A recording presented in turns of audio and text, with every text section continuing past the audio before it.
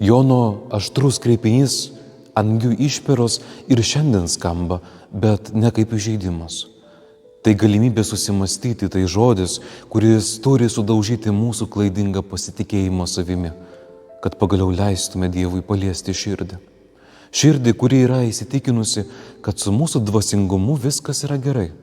Juk einame į šventovę, laikomės tradicijų, pasninkaujame, turime namuose kryžių bei šventus paveikslus. Tačiau galima būti arti religinių gestų, turėti religinius daiktus, bet labai toli nuo Dievo. Klausimas galbūt retorinis, ar kartais nebandome apgauti Dievą, kitus, o gal netgi pateisinti save prieš Dievą. Jonas primena, kad nepakanka tradicijų ar taisyklingų gestų. Dievas žiūri giliau, žiūri į vaisius, žiūri į tavo širdį, kuomet uždegama ne žvakė prie žmogaus, bet uždegama meilė, net tada, kai sunku, kai galime skirti savo laiką, atleidimą, rūpestį, o ne pasiteisinti.